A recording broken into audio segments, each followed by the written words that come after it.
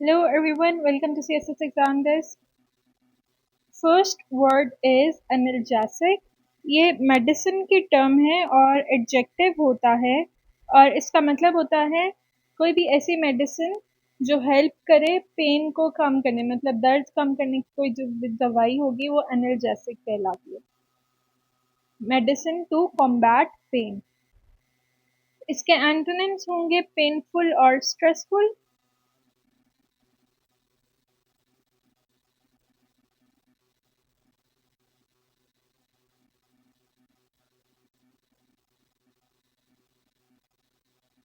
Next word is caucus.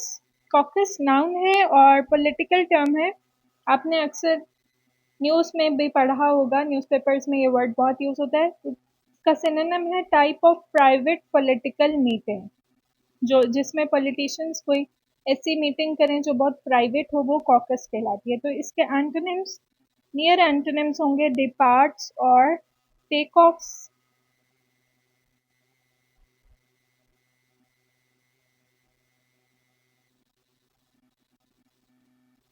अगर कोई और भी है तो आप लोग खुद से भी शेयर कर सकते हैं। अगर आपको पता है तो कमेंट सेक्शन यूज करें और हमारे साथ शेयर करें। Next word is deteriorate. ये वर्ब होता है, एक्शन वर्ड है and it means to worsen और डिक्लाइन, किसी चीज को बहुत ज्यादा खराब कर देना, बुरी हालत में कर देना। इसका एंटोनिम होगा ऑब्वियसली इम्प्रूव, बेहतरी लाना किसी चीज में। एक्सपोजिशन नाउन होता है, इम्पोर्टेंट वर्ड है इस सेंस में। क्या आपसे सीएसएस में बहुत दफा ये पूछा जाएगा कि आपने एक्सपोजिशन करनी है किसी चीज की। इट मीन्स क्लियर एक्सप्लेनेशन, मतलब ऐसी एक्सप्लेनेशन जो बहुत ज्यादा अच्छी हो, टू दी पॉइंट हो, क्लियर हो। तो इसके एंटोनिम्स होंगे क्वाइट और साइलेंस, क्योंकि जब खामोशी होती है तो कुछ नहीं पता होता कि अगला पर्सन क्या चाह रहा है बोलना है या कुछ भी, या उनके दिमाग में क्या चल रहा है। तो इसलिए ये दोनों इसके एंटोनिम्स होंगे। अगेन अपने क्वाइट की स्पेलिंग पे खास ध्यान रखना है, दूसरा वाला क्वाइट नहीं लिख देना। इंसेसेंट एडजेक्टिव है, इसका मतलब होता है बगैर रुके कोई चीज।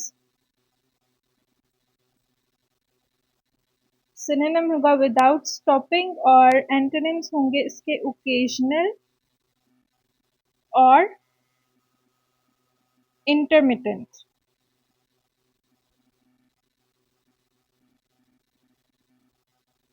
जैसे आपने इंटरमिटेंट फास्टिंग की बात सुनी होगी, डाइट प्रोग्राम जो फॉलो करते हैं लोग इंटरमिटेंट फास्टिंग करते हैं, मतलब कुछ टाइम खाते हैं बाकी टाइम वो भूखे रहते हैं, तो इंटरमिटेंट उससे भी आप याद रख सकते हैं।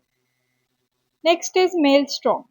मेल स्टॉर्म नाउन है, स्टॉर्म से आप याद रख सकते हैं इसकी, अगर आप निशानी याद रखें, स्टॉर्म इन दी ओशन कहलाता है और वर्लपूल। लेकिन स्पेलिंग आपने देखी है, मेल स्टॉर्म है, मेल स्टॉर्म नहीं है, आर पहले आएगा। इसके एंटोनिम्स है हार्मनी और ऑर्डर और काम। पैलेटेबल, अच्छा ये दो तरह से यूज होता है।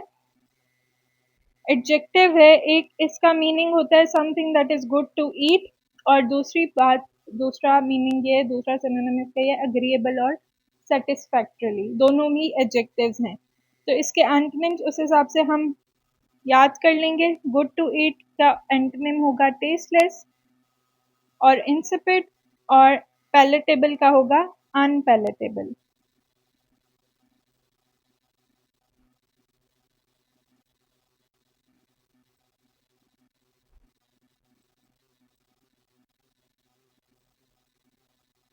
प्रेरोगेटिव भी इम्पोर्टेंट वर्ड है, काफी दफा पास पेपर में पूछा जा चुका है। नाउन होता है, इट मीन्स राइट और प्रिविलेज, और आपसे ये करंट अफेयर्स के पेपर में भी ये वर्ड यूज होता है काफी दफा क्वेश्चन के हिसाब से, क्वेश्चन की सेंस में, तो आपको याद रखना ये जरूरी है prerogative.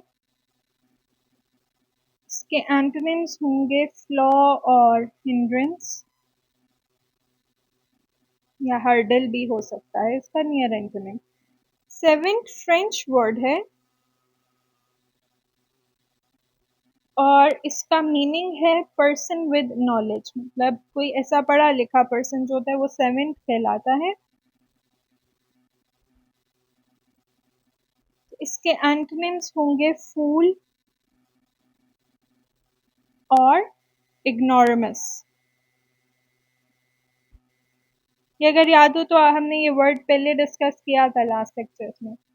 And last one for today, unctuous, ये एडजेक्टिव है। इसके भी दो मीनिंग हैं, दो सिनोनिम्स है। एक है ऑयली और दूसरा है यूजिंग एक्सेसिव फ्लैटरी। तो उर्दू में अगर हम मक्खन लगाना भी कहें तो वो बात आप इजी है, वही इसका ट्रांसलेशन है।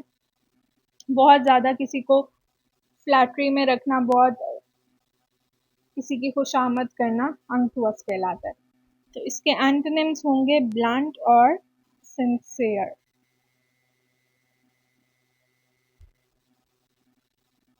Okay, take care. Good luck with preparation.